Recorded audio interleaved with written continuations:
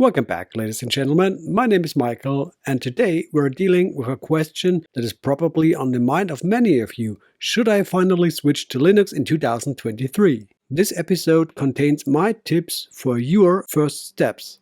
Step 1. It's usually much less complicated than you think. It doesn't matter whether you're currently using Windows or macOS. The best thing to do is to try it on your previous operating system first. For this, I recommend installing VirtualBox, and with that you can test Linux in a virtual machine. The only thing that limits the fun is your free hard drive capacity. Because if you have a lot of free space on the disk, you can install several Linux distributions in virtual machines and choose the best one for you from among several distros. To install Linux, you must first download the ISO image of the respective distro, such as Ubuntu or Linux Mint. Once this is complete, you can set up the virtual machine in VirtualBox. After the virtual machine is set up and booted up, you can install. Once the virtual machine is or are installed, you can test and try them. Give yourself all the time you need to do this. Step 2. Go step by step. This is meant literally. You already took the first step. Test, test, test. And if you set up 15 virtual machines, fine. I personally recommend taking a closer look at suitable distros such as Ubuntu or Linux Mint at the beginning and also starting with them. Try it out, and when you have made your choice, you can start the installation plan and tackle. Step 3. You don't need a perfect strategy to get started. For heaven's sake, no, you don't need a finished project plan if we just want to try it out. The prerequisite is that you don't came around the corner with a cold start. So don't just rush to install and then find that the result falls short of expectations. Just test extensively in advance. You don't need a strategy for this, just desire and time. Step 4. Be willing to learn for a half year or for a year. Be aware that Linux is neither Windows nor macOS. Although Linux can be optically adapted to closely match the competitors' products, you cannot assume that you can install exe files or IMG images as known from Windows or macOS.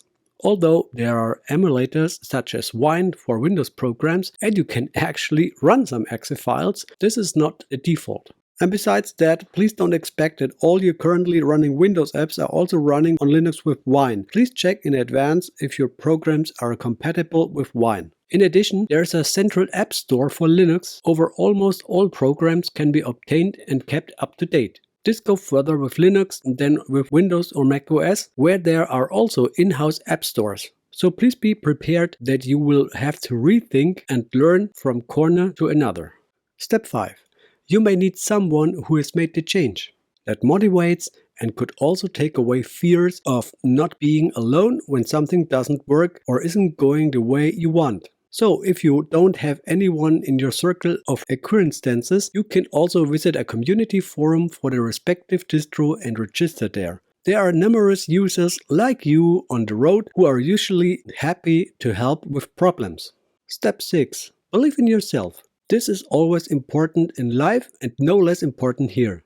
Believe in yourself and you will see when you are there for the first success. This motivates you to continue and you will also be proud of yourself and your learning progress. Nobody was born as a Linux guru. Everyone started out small, so don't be frustrated if everything doesn't always work the first time, especially in the beginning.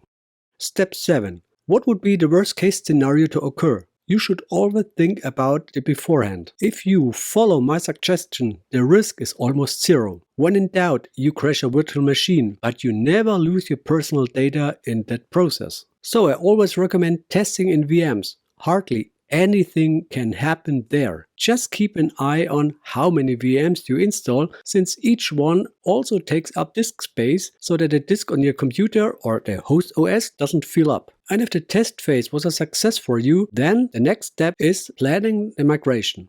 So the change from Windows or macOS to Linux.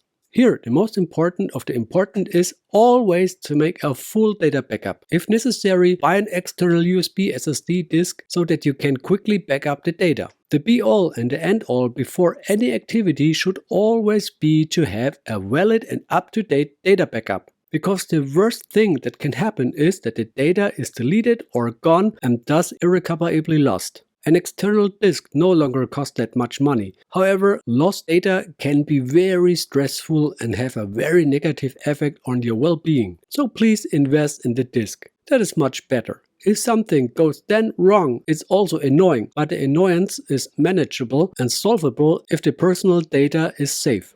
Step 8. Find support for technical problems early enough.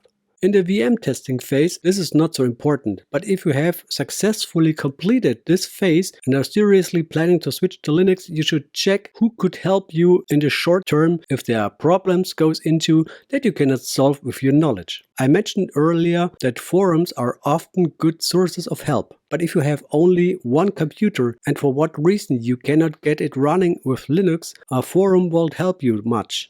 But there are support offers. These usually come with a small fee. But to be honest, if your washing machine breaks down, you call a handyman and are ready to pay him for his work. So it's better to check in advance where you can get support for your distro in the event of a problem.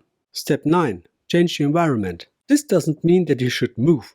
However, there are some situations where you are stuck in circles. It happens to me once that I was in a group where everyone was a convinced macOS user. I also use macOS myself, but I also prefer Linux, and the discussions were partially very tiring over time because I simply noticed that it was less about technical substance and more about subjective approach. Discussions could come to nothing here. I can deal with something like that. But if you would have a problem with Ubuntu, for example, and call an IT-savvy friend who swears to macOS, how will he able to help? So maybe take a look here. There are often so-called Linux user groups in many cities. They meet regularly and exchange ideas. Maybe you could join them for networking. In my opinion, this is always a very good opportunity.